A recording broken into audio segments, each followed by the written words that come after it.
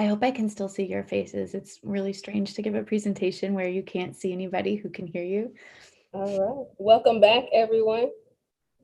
We hope that you've had two great opportunities to hear some great information and learn and possibly relearn some things and unlearn some things over the course of the last two session blocks.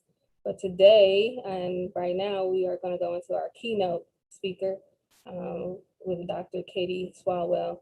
And I am going to pass it over to Carolina Montero, who is a current PA member, and she is going to introduce her. All right, so hello everyone. My name is Carolina Montero. I use she, her pronouns, and I'm a hall director at the Department of Residence, and I'm also a member of the 2020-2021 Professional Development Academy cohort. So it is my honor to introduce to you our pre-conference speaker, Dr. Katy Swalwell. Dr. Katy Swalwell is an associate professor and area head of social and cultural studies in the School of Education at Iowa State University and serves as director of certificate studies for the Education for Social Justice Graduate Certificate. Her work has a foundation of diversity, equity, and inclusion and can be found in numerous publications and books. In addition to her duties as a professor, Dr. Swalwell works with schools and districts across the U.S. to support their professional and curriculum development to be anti-oppressive and equity-centered. She also has recently published 2 children's books, Amazing Iowa Women and Amazing Iowa Athletes, and co-launched a podcast called Our Dirty Laundry, which explores white women's complicity in white supremacy. Dr. Swalwell is most passionate about how learning history, whether in public schools, private schools, or popular media, can help us build a more just and equitable future for her own kids as much as everybody else's. So please join me in welcoming Dr. Katy Swalwell. Thank you so much, Carolina. That was really lovely. I appreciate it. Let me pull up here the slideshow. It's really wonderful to have everybody here, and I hope you've been enjoying the conference. This is a really wonderful opportunity, and it may feel a bit strange to be in this situation, but I actually think there's a lot of benefit. In some ways, the conference is even more accessible this way. So I really, really appreciate the opportunity to be here. One of the things that's really strange about connecting with everyone virtually is that it's hard to know where all of us are. We really could be anywhere on earth right now. And so I wanted to be really clear about where I am. I am in Des Moines, Iowa, what I call Des Moines, Iowa, but I want to honor the fact that these are the ancestral lands of the Waxahchie, the Iowa, the Meskwaki, and other Native nations and peoples. I imagine that many of you might also be on these same ancestral lands or on different lands. If you aren't sure where you are in terms of relationship to Native lands and Native nations, there's a great website, nativeland.ca, native-land.ca, that you can look it up. Look where you are and look at the history of the treaties of the place where you are, and learn a little bit of that history that maybe you did not know before. This is called a land acknowledgement. Iowa State has a more formal one, but I have thought a lot about what I want to say when I start presentations, especially at a conference dedicated to race and ethnicity. So for me, it's a very personal statement as a settler woman, as someone who descended from settlers and is, still part of that settler state, that I want to recognize Native sovereignty. I want to be really clear about that, Native stewardship and survivance, and to express gratitude to be here and to work in this community and to work on this land, and that I'm always striving to be in right relations with life in this place. That's not always easy. I don't always know how to do that. I make mistakes, but this is something that more and more is on the forefront of my mind, and wanted to make sure I acknowledge that today. For more information, if you are interested in land acknowledgements in general, the Native Governance Center's Guide to Indigenous Land Acknowledgements I found to be really helpful. And then the two nations that I mentioned, the Bexojay, also known as the Iowa, there's a wonderful cultural institute online if you want to check that out. And then the Meskwaki Cultural Center and Museum is fantastic. I've been there in person several times, but haven't been for a while this last year, but their website is really helpful and wonderful. So I really encourage you to check those out, or wherever you're at, to look into the resources that might connect you with Native nations and peoples if you aren't someone who's already connected in that you are Native, or that you might already have really well-established relationships and connections. I also want to shout out Casey and Joelle and Carolina and Japana Kellogg, everyone who has worked so hard to bring this conference together under really complicated circumstances. Just a huge, huge appreciation to them, and for the invitation to talk to you all today. I consider this an incredible honor and privilege and responsibility to share some insights or advice on how to think about teaching and learning of race. And you may have seen the title of my talk is Clear and Present Danger. And I want to talk today about some things that are really tough. I honestly went back and forth about the direction to give this talk, where, how to take it, because what I want to talk about is pretty sensitive. And sometimes it's hard to do when you can't be connected in person, when you can't have more of like an intimate setting where people can ask questions and really have a conversation. So I hope you can tell through the computer that I genuinely care about this and feel very passionately about it, but also care and love all of my students I've ever worked with. And I consider this kind of a teaching moment. So please reach out to me if you have questions or you want to continue the conversation. It's frustrating to not be able to read the room or be in person or be able to have even a one-on-one conversation about what we're going to talk about today. So thank you for being here. I appreciate it. Some of you might just be at the very beginning of your learning about race and ethnicity. Thank you for showing up. Thank you for coming. And some of you are hard hitters who have really deep, sophisticated understandings of things. And thank you for coming too. I really also, as I was planning this talk, tried to think about how someone could take away something from this talk, regardless of where they're at on that journey or who they are in relation to me and what I'm about to share. So thank you. Thank you for being here and for showing up. I mentioned that there are going to be some sensitive things or controversial things, I should say, that I talk about today. And I present these in what I call a loving critique. I am going to be critical of Iowa, where I am, and this is my home state, and even push a little bit on our institution, to push on Iowa State, that this is coming from love. This is coming from a deep, deep connection. So you're going to see some old-timey pictures. I told Japana you would see some old-timey pictures, and here they are. The picture on the left are my triple great-grandparents. This is Isaiah Kimberly and Marianne Cleverly, and they came to Iowa in a covered wagon. So they were part of the very first wave of settlement, of white settlement in particular, displacing Indigenous people. And that is part of my family's history. I really love this picture for lots of reasons, but these are some of my ancestors, the reason that I'm in Iowa, the reason that I was born and raised here. This other picture of this majestic, beautiful horse and a man sitting on top with a pretty fabulous mustache is my great-great-grandfather. He also was a settler in the late 1800s to Iowa. So these are my ancestors, people who immigrated from England primarily and who moved to Iowa. So when I'm critiquing Iowa, this is a place my family has been for many, many generations. I have a really deep love for this place, but that doesn't mean that I also can't see pretty deep wounds and scars and harm that's being done. And it's because I love this place that I want it to be as good as it possibly can be. I also, when I have a loving critique, it's a loving critique of Iowa State University. And I like to say that I literally would not exist. My entire family would not exist if not for this institution. This is my mother and my father, my beautiful mom and dad, and they got married. They skipped graduation at Iowa State to get married. in 1974. And this is right in front of Lake Laverne. They got married just across the street at the Catholic church that's there across from the Union. And so they met here. My husband's parents met here as students. So my children, my son and daughter, they owe a lot to Iowa State because they literally wouldn't exist. This is how our family was created, was through this institution. Again, the critiques that I have, what I'm drawing our attention to, come from this place of deep connection and love. I don't say any of this to say, if you don't have these connections, how dare you make a critique? Not at all. It's, if you've got things you notice that need to be better, please, by all means, share them. But I think sometimes people hear my critique and sometimes think of it as being negative rather than coming from a place of, really deep love and wanting someplace to be better.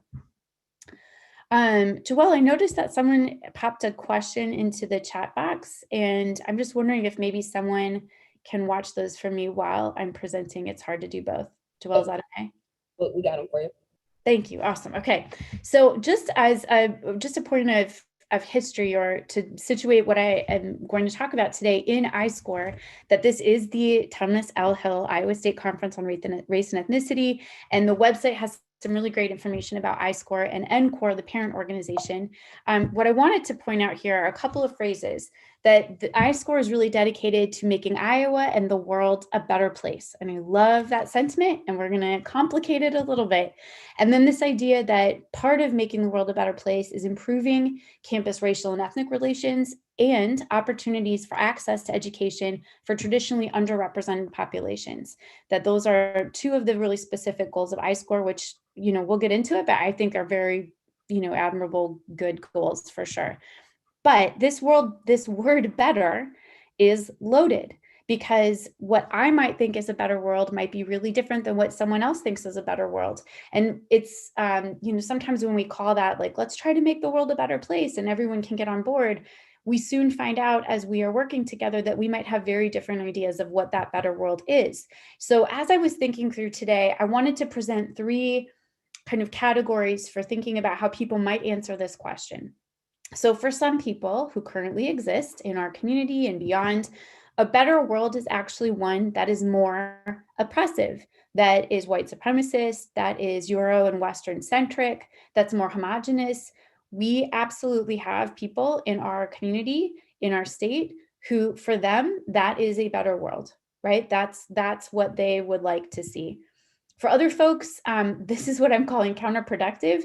They wouldn't call it that for sure if they're in this category, but there are many people, particularly people with dominant racial and ethnic identities in terms of white, Eurocentric, Western identities, that for them, a better world is one that's assimilationist, where if people just assimilated, wouldn't that be great? Wouldn't that be a better world into the norms of the dominant group?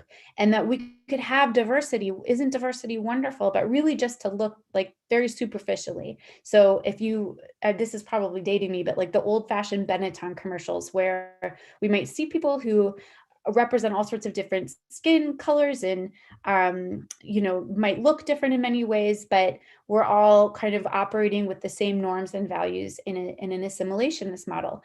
I would argue that this is probably the most common vision for many people who hold dominant identities, that this is what that would be comfortable to them. They want everyone to get along. They want people to feel included, but it's on their terms. So what I'm talking about today when I say a better world is I mean one that's really explicitly anti-oppressive. And so this is one that's multicultural, that's interracial, like a really deep diversity where power is genuinely shared and differences are deeply valued, and we don't try to erase them and we don't try to smooth them over, that we welcome that, even as we know that sometimes that makes things difficult or can, get in the way of communication sometimes, but that's okay. We can work with it.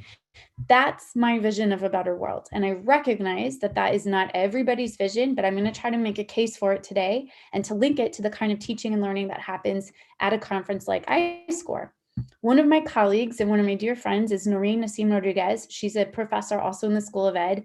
And she and I just finished a book about social studies for young learners that is anchored in this kind of vision for a better world. And so we are drawing from a lot of different traditions that have this idea of what Martin Luther King called as a beloved community. So I'll just read a little bit of this passage from our book.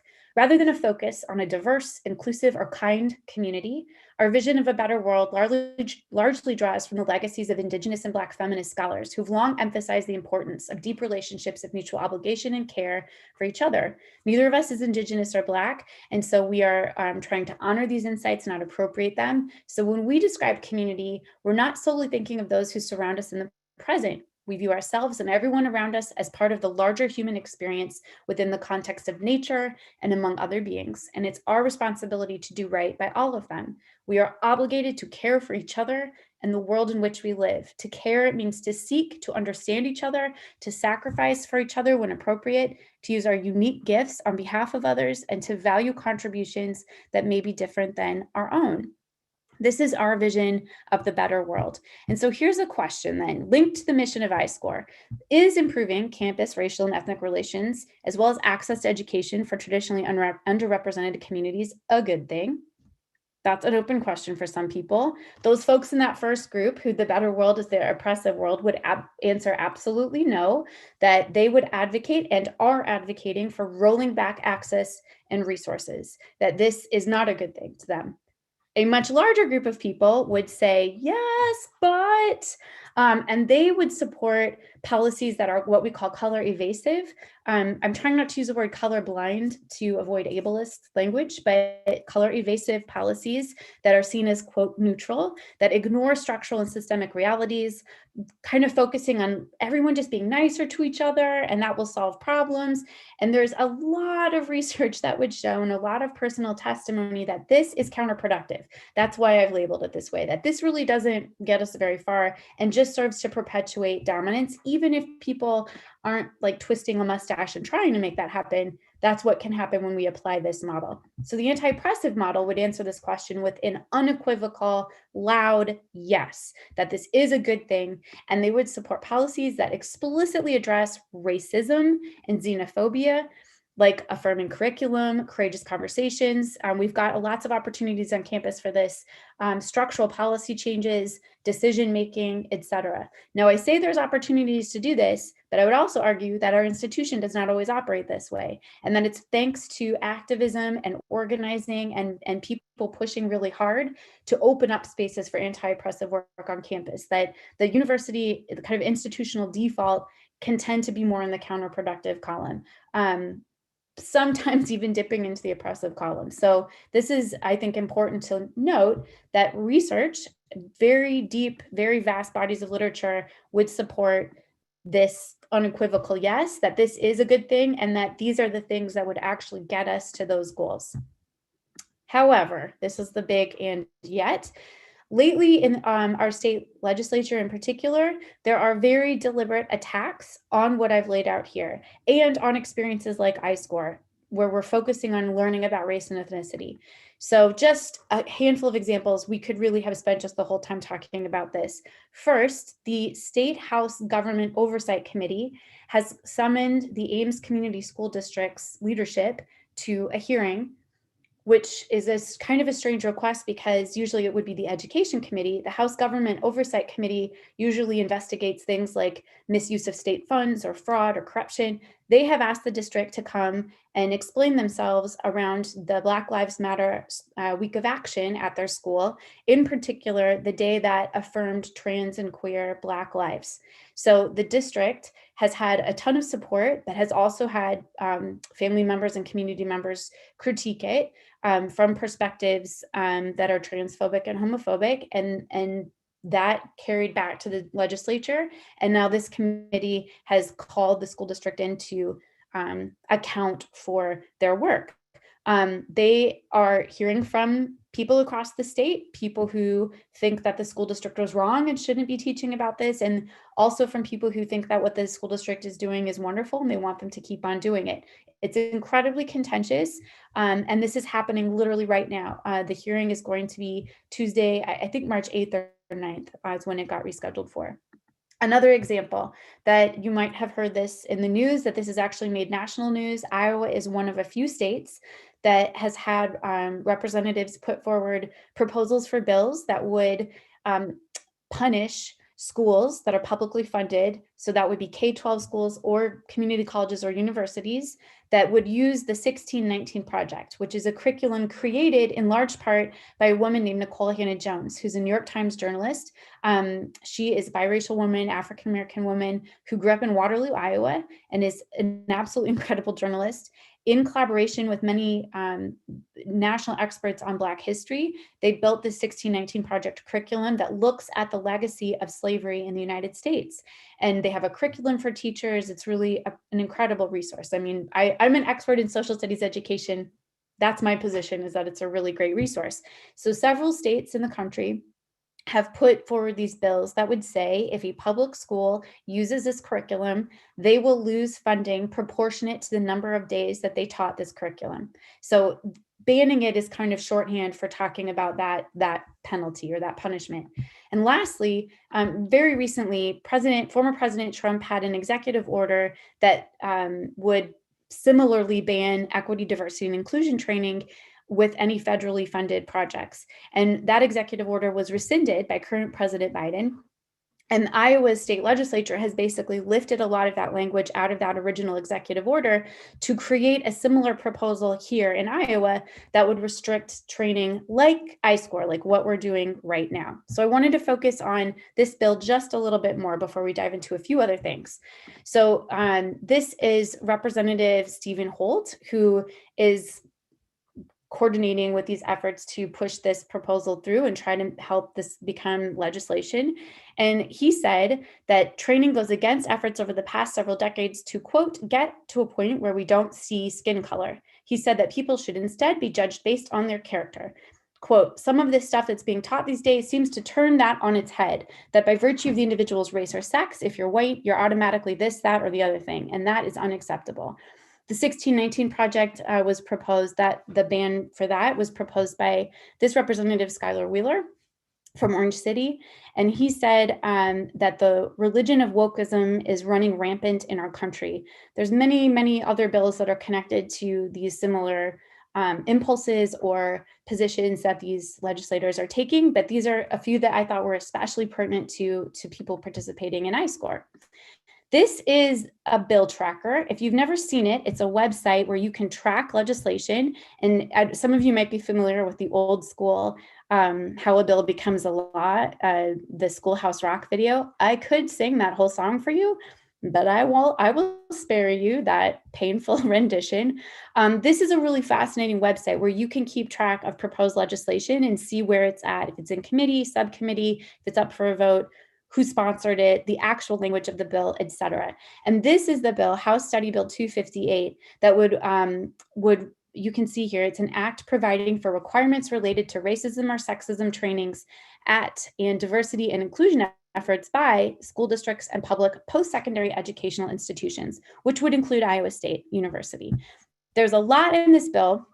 And the typeset is really hard to read. The font, I feel like, is inaccessible for me. I have terrible eyesight. So what I did was pulled some out and I categorized them. There are actually a couple pieces of this that as an expert in social studies education, I can get behind. So they would say that we don't want any trainings that teach one race or sex is superior than another. I would agree with that. Or that an individual's moral character is necessarily determined by the individual's race or sex.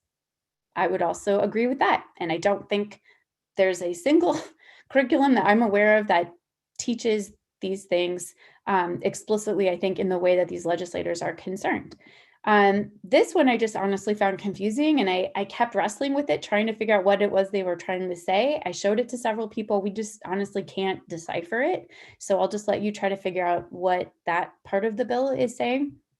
There are several pieces of it that are just more nuanced than what they're listing here. So I've called this category more complicated. One part of it says that an individual, by virtue of the individual's race or sex, is inherently or systematically racist, sexist, or oppressive, whether consciously or unconsciously. And there is a ton of research out about implicit bias. And so I would argue that there is a great likelihood that someone's conscious or unconscious perceptions, that we actually know quite a bit about that from psychological research, and that yes, there are connections there. It's not like 100% of the time always, but that's definitely a huge factor that is very real in our social world and ought to be studied and thought about and discussed. Number 4, that an individual should be discriminated against or receive adverse treatment solely or partly because of the individual's race or sex. Knowing a little bit about the legislators that proposed this bill, here what they're worried about is like affirmative action policies that would give a leg up or would have some sort of reparations to people who've been harmed by discrimination or by various forms of oppression. Again, there's lots of research to undermine the assumptions that are being made in this part of the bill, or the degree to which, people who have dominant identities in some way that they are really being punished or experiencing any negative harm. There's questionable research on that. Number 7, that an individual, by virtue of the individual's race or sex, bears responsibility for actions committed in the past by other members of the same race or sex. We can get into this a little bit more. I feel as a white person, as a settler person, that I don't bear like specific responsibility for specific instances that I wasn't alive for, but I certainly am the beneficiary in many, many, many ways of the legacies of oppressive systems and structures. I mean, there's just no way around it. Of course I benefited. I showed you my family. I would not be here if not for the way that these histories have played out. So that one's a little more complicated too. And lastly, that any individual should feel discomfort, guilt, anguish, or any other form of psychological distress on account of that individual's race or sex. As a white person, sometimes I feel shitty. I'm just going to say it. Yep, sometimes I do. And it's productive and it's constructive and it is appropriate and it's healthy. And so I would push back on number 8 and say it's more complicated. I don't want to tell people how to feel. You can feel however you want. But I know from my experience that feeling uncomfortable has led to really powerful learning moments for me, that even feeling guilt, feeling anguish, I don't know how else to learn about the history of slavery and not feel anguish. It's a horrible, traumatizing history. That's an appropriate emotional response in my book. So that one's a little more complicated. Then there's a few that are just straight up wrong that we're going to dig into here. That the US and the state of Iowa, they're saying they would ban training that claims that the United States or the state of Iowa are fundamentally racist or sexist, that meritocracy or traits such as hard work ethic are racist or sexist, or were created by a particular race to oppress another race. I mean, hard work is like a universal human thing. Part of these two are just strawman arguments. I don't know any curriculum, again, that's claiming hard work ethic was invented to be racist and sexist, but there are very clear connections historically to how these things have been operationalized, and that any other forms of race or sex stereotyping or any other form of race or sex scapegoating, which we'll get into in just a little bit here. So I'm going to take a quick detour, very quick, buckle up, that the state of Iowa, we're going to talk about it, has a very clear history of anti-Black racism, and there's no way around it. We're going to get into it. First caveat, it's not just anti-Black racism. We could have a whole other talk about the history of racism broadly in Iowa, against Latinx folks, against Asian American Pacific Islanders, against Indigenous folks. Like, it's a very long history for sure. So we're just going to focus specifically on anti-Black racist history. It's also not history that we know just this last week. There were stickers put up in downtown Des Moines, where I live, advocating for this white supremacist group. We know that Asian American Iowans are seeing increased xenophobia, harassment, even assaults because of xenophobia that's been kicked up by the pandemic. We know that the COVID response has disproportionately impacted communities of color. So not only are rates of disease and death much higher in communities of color in our state, but access to vaccines has been much slower for those communities. So yes, in a very explicit, in your face way, but also in a very structural, systemic way, racism is still in our state. And racism is not the only history. I could also give you a talk about really incredible moments and people and organizations that have fought against racism. We do have a really fascinating history in our state. And these are just some examples, again, that I could get into more and further. You've got Google, look them up. They're really amazing stories. So I say same song, different verse, because throughout the 19th and 20th century, these three categories of people also existed. So in our state, we had white people who believed in white supremacy and segregation. We had white people who were open to equality only if Black people proved their worthiness. And then we had white people who were like, this is all super messed up and we shouldn't have these oppressive systems. One example that's very easy from our Constitutional Convention, when Iowa was writing its Constitution, in the DNA of our state government is the fact that the state legislature debated how to keep Black people from moving to Iowa. Iowa was coming in as a free state where slavery would be illegal, but the state legislators, many of them were worried that that might incentivize Black people to come to Iowa. So they had a conversation. How do we keep Black people from moving here? And they looked to other northern states like Ohio and adopted what are called the Black Codes. And these were rules that impacted Black people and tried to disincentivize Black migration to our state. So public schools were limited only to white people. Again, you should see as a white Iowan how I've inherited, how my family benefited from these, the inverse of them. Apologies about the barking dog in the background. Public office, voting, military service was restricted to white men. You couldn't serve on a jury unless you were white. You couldn't be a witness in court unless you were white, which is terrifying. Interracial marriage was banned. And then if you were a Black person moving to the state, you had to register with a white person vouching for your character and then pay a fee up front in case the state ever needed to do something for you. So pretty ridiculous, and I would argue racist, and that this is built into the DNA of our state. In 1884, the Iowa passes the Civil Rights Act that makes racial discrimination in public accommodations illegal, which on the surface is great, and I really want to celebrate it. However, it was about 60 years where not a single case was successfully prosecuted, and so white people just went on discriminating. And that is a really long time for white people to learn who the criminal justice system works for, who the legal system works for, and for people of color to think about who that works for. So even when you had a law in the books that said it wasn't okay to discriminate, white business owners still did it and got away with it for decades until Edna Griffin, pictured here in the center, and many others organized really strategically, brought a lawsuit against Katz Drugstore in Des Moines, protested, had boycotts, had multiple follow-up lawsuits until eventually Katz had to integrate.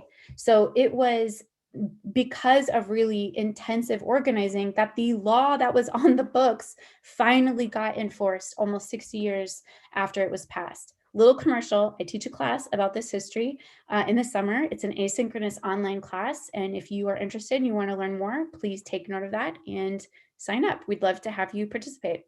So when I think about these legislative actions, I'm trying really hard to think about what's in the minds of the people who are proposing them or the minds of the people who support them and think these are good ideas. And I'm not one of these people. I have many of them in my family, so I talk to people, of course, and really listen and want to know where they're coming from. And these are the common themes that I've heard and that I've even read in interviews with a lot of these legislators. One is that they don't like feeling bad. They don't like feeling uncomfortable. They don't want their traditions and routines to change, that it makes them feel really confused and disoriented if things run differently or if different people are in charge, or if I'm not comfortable all the time, what's that going to be like? And just not wanting to lose power and control, plain and simple, that it makes them really nervous, makes them really anxious. There also is a sense that it's going to perpetuate division and bigotry if we address race and ethnicity. If we talk about racism and xenophobia, that's going to make people racist and xenophobic. That's one where I think people are coming with a similar intention to me, that we might share an ideal, but they think my way of getting there is going to cause division, which I don't know about you, but if you've ever had an interpersonal conflict, I think we all know that the worst way to address that is to just never talk about it and bury it in the ground and never work through it. So I think just from our own experience, we should see why that is not the case, but people are nervous about that. And I want to acknowledge that. I do want to say that they're worried. They feel that it's a threat, that learning about race and ethnicity and learning about racism and xenophobia is a threat. And I want to take that question seriously. Are these fears realistic? Are these threats real? And I would argue, when it comes to the threat, it is real. I want it to be a threat. I want it to threaten what it's trying to threaten, which is white Euro-Western supremacy, control, and comfort. Not because I want white people to walk around all day being uncomfortable, but I want us to build a better world where we're all part of a healthy community. And that's not the world we have right now. So yes, I think there is truth to this fear that these things will be threatened. And that oppressive category of people, yes, I want that to change. I don't want that to be the world that we're working to build. I would say this is a good thing. Now, if we think about some of those other fears, I have a lot more patience maybe with those, but I want to stress that there's absolutely so much to be gained from learning about race and ethnicity, racism and xenophobia. So, especially for people with dominant identities that are struggling with this, or these legislators that are creating bills to try to keep us from learning and teaching about race and ethnicity, one thing I want to try to convey to those people, and maybe it's something we all can work on, is how there's so much to be gained. So if people are worried about being disoriented or confused, that it's to gain more clarity and a more sophisticated understanding. That's what we gain. Instead of bad feelings and discomfort, we gain a sense of mutual obligation and connection, that we gain something when we share power that will actually have better decisions, better solutions to better identified problems when we share power, when we share control. That when we have changes to traditions and routines, we get better changes, we get better traditions and routines that are more equitable, more inclusive. And that instead of perpetuating division and bigotry, diving into this, learning more about it, helps us honor differences and brings us to deeper understanding. So what we have to gain is our full humanity, a better appreciation for where we are, where we've come from, and a healthier, stronger community for everyone. So this is for everybody. It benefits everybody in really different ways. People might experience learning about race and ethnicity in really different ways, but this is for the health of our community, for everybody. I want to leave us with a few action steps. So as we are in, for some of you are just starting your journey about learning about race and ethnicity, some of you might be ready to, communicate with legislators about what you think should happen or shouldn't happen. Wherever you're at in your journey, these are a few suggestions that I have. So the first is to know yourself. And what do I mean by that? There are a few prompts here to really reflect and think about which identities, which communities are you part of that are most salient to how you think about yourself, that really stand out to you as most important to you. Which ones don't cross your mind, and why might that be? And what a lot of the research shows is that the identities that are most salient to us are the ones that make us vulnerable, or the ones that put us in the margins, that those are the most salient because we have to think about those in order to survive, and that we may not think about the identities that are more dominant because we can take a lot for granted. So doing some of that critical reflection is a really important step as you're learning about race and ethnicity. Learning about the history. I'm a complete history nerd, so I'm going to pump history whenever I can, but knowing the history of these identities and the history of these communities and how you're connected to people who came before you is so, so, so important, both in terms of our dominant identities and in terms of our marginalized and minoritized identities, our connections that we have to oppression, our connections we have to resistance movements. How do my identities intersect in particular contexts? So the fact that I'm a white woman from Iowa, working in Iowa, means a lot of things. It means I am fluent in being passive aggressive. I know I can see it. I know how to do it. And I know I need to stop it, right? I know I need to try to disrupt it. So I have to think really critically about who I am, how my identities intersect and mix up, which are the ones that are easier for me to think about, which are the ones that are harder and more uncomfortable for me to think about. And then what does that mean for how I engage in a particular context or a space? What are my responsibilities in that space? What are my obligations? How might people see me? How might I see them? All of that, those dynamics are important to take into account. And the context is important enough that you don't just think about it for that last prompt, but I have a few prompts just to think about context. So what are the racial and cultural dynamics of a particular context? What has shaped them? What continues to shape them? When we work with pre-service teachers in the School of Ed, we stress so much, at least in our social studies methods class and our other courses we have in the program, that you cannot be a good teacher in a community if you don't know anything about your students, and if you don't know anything about the families, and you don't know anything about the neighborhood and the history of the neighborhood and the community. You have to get to know those things to be a good teacher. So that's just being a good human. Where are you? What are the histories? What's been happening in this space? What continues to shape these spaces? What does that mean for me? What do I want to keep in mind as I engage or decide not to engage in a particular context? And how can I contribute to the health of my community? Again, hearkening back to our vision of a better world. If it's one that's anti-oppressive and equitable and just, which hopefully it is, what is it that I'm supposed to do? That's not an easy question to answer. And really, people who are all on the same page about what a better world should be might have very different answers to that question. That's beautiful. That's okay. It helps us wrestle with those answers. It helps us come up with better answers. But it's really, really important to ask these questions. Specifically with regards to our context, I would be remiss if I did not note a really important, powerful history with ISCORE itself in relation to what I'm talking about today, and those three categories of people and policies and practices: that oppressive, the counterproductive, and the anti-oppressive. So this is work that two students of mine, one just graduated and is now a PhD holding doctor, Dr. Wesley Harris, and Olade McKen, who's very close to finishing his doctorate, presented at ISCORE a few years ago and have been doing a ton of research and work with the 929 movement, or the September 29th movement. Their presentation you can find online and in the Iowa State Archives. They also, I'll shout out a couple other resources that are really wonderful, but they are continuing this tradition of student activists who in the 90s were doing some research because the building that we now know as Cat Hall was named Cat Hall. And these students looked into it a little bit, and they found that there were some really troubling, concerning writings, speeches, etc., that indicate that Carrie Chapman Catt, like many other suffragists, used arguments and relied on logics that were really rooted in white supremacy in order to convince people to support white women's right to vote for the 19th Amendment. And Carrie Chapman Catt grew up in Charles City. She went to Iowa State. She was the founder of the League of Women Voters. She was one of the women who spearheaded getting the 19th Amendment passed. It took decades of lots of organizing to make that happen. But a lot of the white women who were involved in that movement were absolutely willing to throw women of color and other communities of color under the bus in order to get that done. For example, I could give you many, many examples, but here's one example of something that Carrie Chapman Catt said. Let's see if I can get it to show up.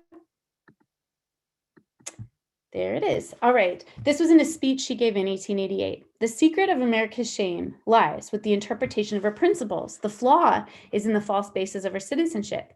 Under this system, the government crowns with sovereignty the alien fresh from foreign lands, she means immigrants, which bestows upon the idle, the ignorant, the unworthy, the dignity of citizenship. Here she's talking about the 14th Amendment that guaranteed birthright citizenship. So anyone born here is automatically a citizen. And she's saying, look, they give idle, ignorant, unworthy people citizenship status, which places the ballot in the polluted hands of the criminal, which grants the franchise, meaning the vote, to the uncivilized Indian of the Western prairies and the little less barbarous Mexican of the Southmost. But all these years has denied it to intelligent American wives and mothers, born and bred beneath the stars and stripes. It lies in the inconsistency with which admits to the suffrage, crime and vice and illiteracy when they come as the attributes of men, but refuses admittance to purity and virtue and intelligence and patriotism and honesty of purpose when they crown as the attributes of women. Many, many other examples of times that she and other suffragists talked about how white supremacy would be strengthened, not weakened, by giving women the right to vote. Pretty ugly stuff. So these students, led by Marone Wandwosen, who wrote an article called The Cat's Out of the Bag in a student newspaper called Uhuru. It was an interracial, multi-ethnic group of students that organized and activated around this issue and said, we aren't cool with this building being named after this woman. There are problems with that. They had teach-ins about race and ethnicity, the original ISCORE on Iowa State's campus, providing a model of how to do this. They called for more resources for ethnic and cultural studies, for increased racial and ethnic diversity among students and staff. They were a deliberately intersectional group, especially thinking about issues facing LGBTQIA+ students and staff on campus. And they were incredibly strategic and organized in terms of their activism. And the university, under enormous pressure, responded to demands. Tom Hill, who this conference is named for, was one of the outcomes, was his position being created, and him being the first person to hold that position was largely in response to students' demands that were part of this 929 movement. Jack Trice Stadium was named after Jack Trice. For decades, students have been fighting to name the stadium after Jack Trice. And the university, as a way to kind of shift attention, decided, hey, we'll name the stadium after Jack Trice. Will you stop pressuring us about Cat Hall? So a lot of our university that we take for granted is tied up in this history of student activism. Various ethnic studies programs, the MLOs on campus, owe so much to the 929 movement that we still are benefiting from its legacy, and actions continue today. Again, a major thank you, especially to Wesley Harris, for teaching me so much of this history and just being a really great steward of those activists and those student activists. There's an Instagram page that you can follow with that. There's a wonderful website that Wesley and Olade put together called the September 29th Movement. Maron Wandwosin gave a really fabulous talk at the SLAS Center this, a few months ago, this summer, and you can watch that online on YouTube. And then recently this summer, there were also a bundle of letters to the editor from a range of perspectives on still an ongoing debate about whether Cat Hall should be renamed. So just a really special shout out, because really ISCORE in many ways, I don't think could exist without the work of those student activists. D.L. Stewart is a scholar in higher education, and he has some really great questions that I wanted to point out when we're thinking about these different categories and the differences between that middle category that's counterproductive and the anti-oppressive group. And once we get done with this, we're just about done. So diversity asks who's in the room. Equity responds who's trying to get in the room but can't, whose presence in the room is under constant threat of erasure. Inclusion might ask, has everyone's ideas been heard? Which is a great question. But justice would respond, whose ideas won't be taken as seriously because they aren't in the majority. I won't read these last few questions. I will just leave these up for you to take a look at. I strongly encourage you to check out D.L. Stewart's work. Their work is incredible. I have their Twitter feed up there if you are into Twitter. These are really important questions to move us from that middle column that's counterproductive in many ways and move us over to that anti-oppressive column. So when we think about nurturing and repairing and how we can take actions that are better aligned with learning about race and ethnicity and taking steps to disrupt racism and xenophobia. It's so much about listening and learning and growing, seeking out ways to build relationships with people, especially across difference, that are meaningful and authentic and trusting. And then whenever you are in a position to raise concerns, to raise them. And whenever you are in a position to change structures and systems, to change them. Super important. I'll leave this up for just a minute. Hopefully you can take a screenshot if you're into books, but I have some of my favorite books that have really, really influenced my understanding of the world and how the world works. Many of these are historical in nature, but I want to encourage you to read them dynamically. Maybe read them by yourselves. A lot of good can come from that, but try to find people to read with you or follow the authors on social media. Make sure you're reading reviews about the books and you're aware of the debates that are going on, the politics of these books, because everything's political. And then read works that inspired these authors. Don't be afraid to read something from back in the day, that those can be really, really valuable. And the hashtag Own Voices is stressing the need to be really careful about who the authors are, to make sure that they are experts and that they have insider knowledge, that they're not outsiders writing about something and either taking stories that aren't theirs to tell or misinterpreting information in some way. I wanted to shout out podcasts. Carolina, I appreciate you mentioning the podcast. I just started with one of my best childhood friends called Our Dirty Laundry. It is not an academic project. It's like an irreverent but very serious look at the history of white women's complicity. Needless to say, we could go on for many, many, many, many, many, many seasons. These are all podcasts that I have found really powerful. Finding people who can validate and affirm you for those identities that are marginalized or minoritized is super important. Finding people who can push you to think about new things and who can open up new information for you, especially with regards to your dominant identities, that's super important. A lot of these are really great intersectional podcasts too, that I just couldn't possibly recommend these more. I'm obsessed with podcasts and really appreciate that from my own learning. So last, I just want to leave us with this thought that learning about race and ethnicity is a threat, but it's a threat to things that we should want to dismantle and that we should want to disrupt, and that so much can be gained by learning about race and ethnicity and racism and xenophobia, and committing ourselves to better knowing ourselves, understanding our context, and being really deliberate with our actions. That's how we can make the world a better place. And by better, I hope we can all commit to that being more anti-oppressive. So thank you so much. I hope I came in under time. That was perfect timing. We're going to open it up for Q&A.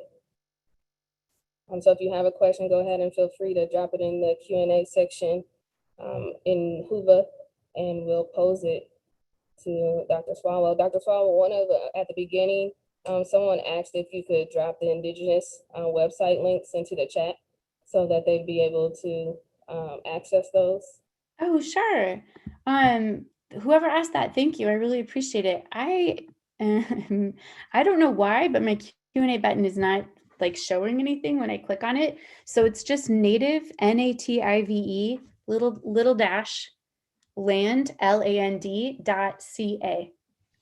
is one resource that I have found to be helpful. And thank you for the person in the chat that got that down. Appreciate you. The next question that we have, 1 second. Okay, the one other next, sorry. Yeah, hold on. What topic have you found to be the most difficult for people to embrace when you do professional development around anti-oppressive teaching?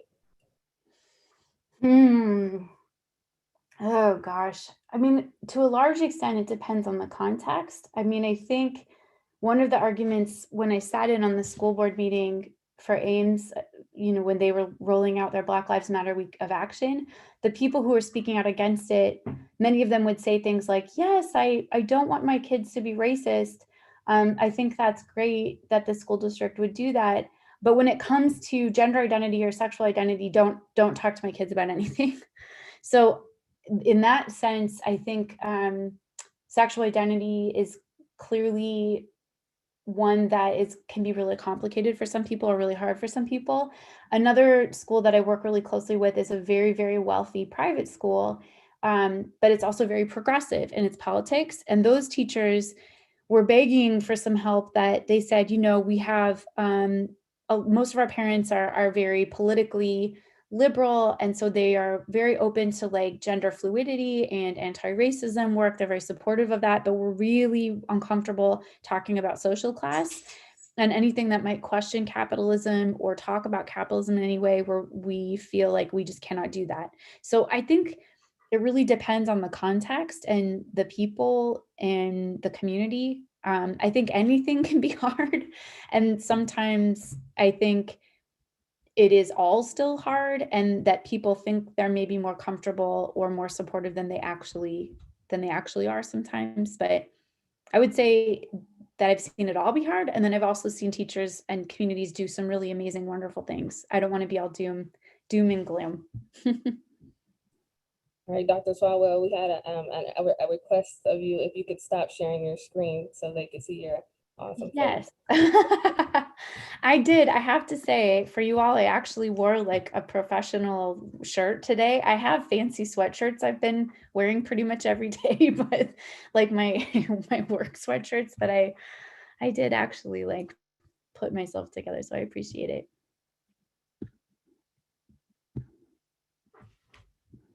Okay, Joel, were there other questions, or yeah, I'm curious what other people are thinking about or what's on their mind.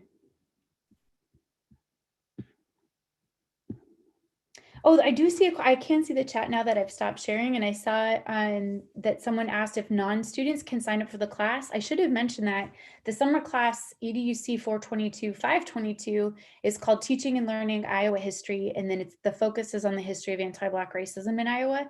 And it's not only available to undergrads and graduate students, but it's also available to teachers for licensure renewal credit, and community members can sign up and take it for free. They don't get any credit for it, obviously, like any formal institutional credit, but we love having community members get involved. And usually there are a lot that want to take that class.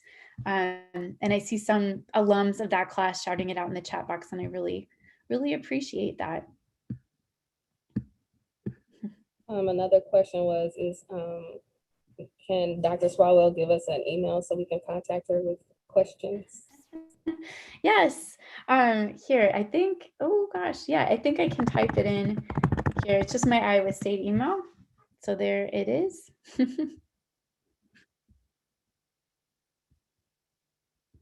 All right, Dr. Swalwell, we have, is the social justice certificate available for continuing education?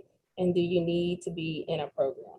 Great. Yes, you can take it as a non-student. So usually we have, people in the community. The last student who did this was a teacher in a nearby middle school. And so he took a class at a time and got the certificate that way.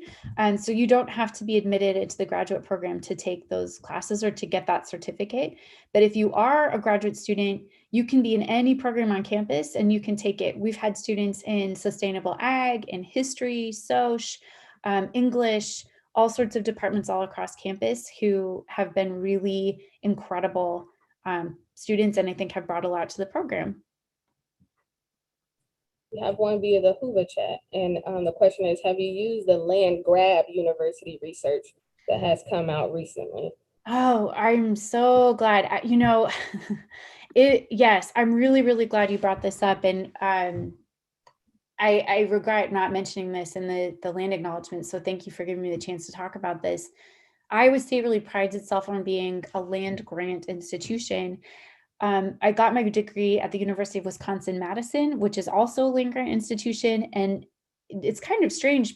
There's a statue of Abraham Lincoln that sits on the top of Central Campus in this very prominent place. And it's kind of odd if you don't know the history of land grants. Why would Lincoln's statue be at Wisconsin? He didn't live there, but it's because of the connection to land grant. And Aaron Black Bear was one of my colleagues at the time, and he gave my students a tour from an Indigenous perspective of campus, and really broke that down and said, this is a statue we all, venerate to a certain extent. You rub Lincoln's toe and you graduate. It's like this, symbol of the university. But he said, look, the land grant institutions are deeply connected to the history of settlement, that they wouldn't exist. Like their whole existence is part of the settlement project. That's what it is. And so when we think about working or going to school at a land grant university, I mean, I think especially for Native students and Native staff and faculty, it's,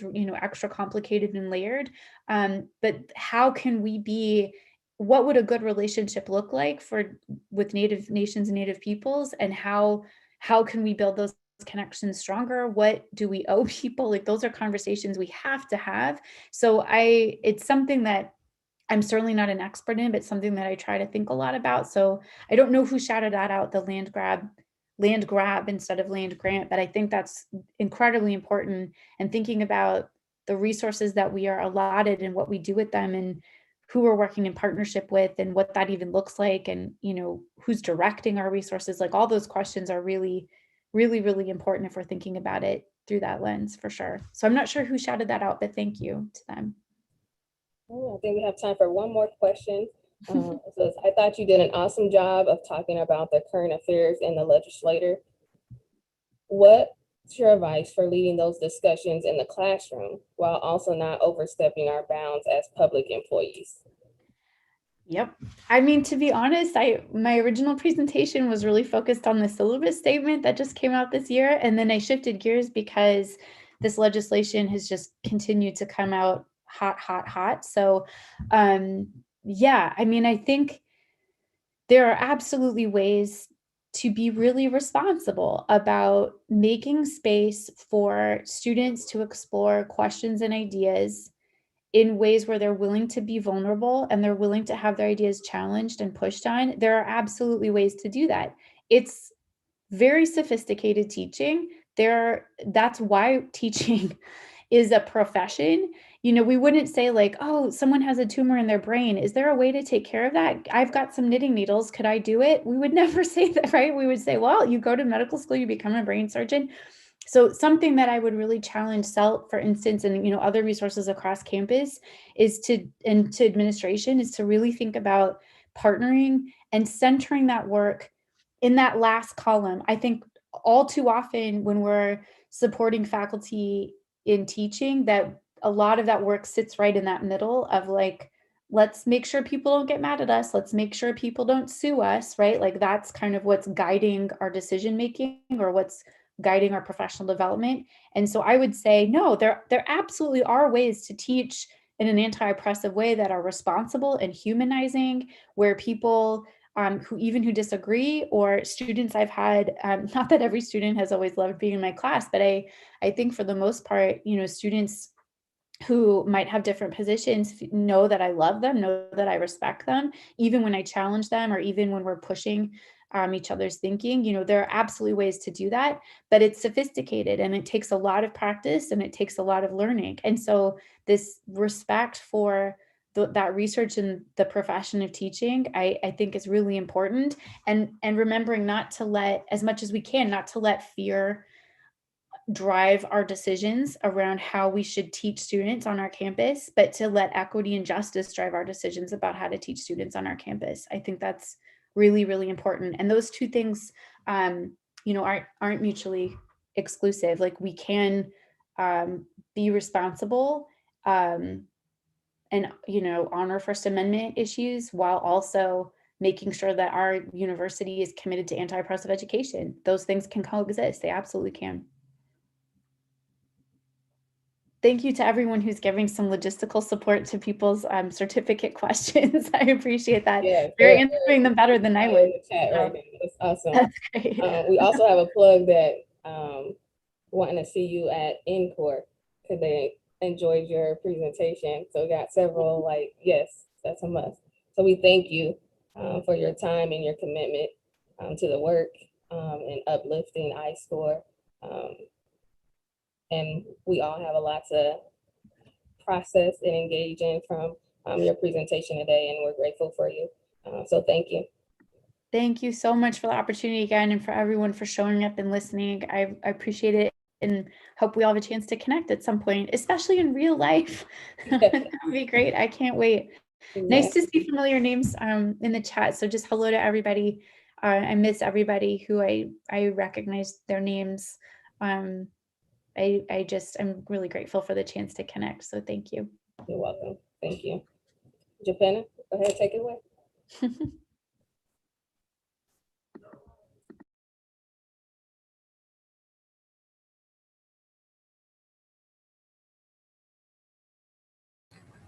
As I said in my open remarks, I use 3 words: wow, progress, and opportunity. And for today, I'll say wow. This is our first attempt at this. Hopefully, in the future, we can have a hybrid, but not rely solely on a virtual platform. But so far, so good with day one. For those of you that will be able to stay with us for the next 2 days, I welcome you to make yourself a little bit more comfortable. Bring your trusted animal or your snacks or whatnot, and you have a taste of what we're gonna move toward throughout the conference. But we have a record number, and for the last 3 years, we've hit a record number. So I don't know if that's a good thing or a bad thing, because that just means there's more of a need, which is sad. But in person, last year, we had a record number of 1,300. And this year, virtually, we have a record number, which is the first time, so I don't know if that's a record, but it set the bar pretty high, of 1,863. So that means we're reaching a number of people where they are. And that just means when it's time to come back to space, we'll have to accommodate. But we have 2 more days of living, learning, and supporting. So without anything else, I just want to conclude today and say thank you all. Thanks for the patience with the technology early on. And I look forward to tomorrow. This concludes our conference for today.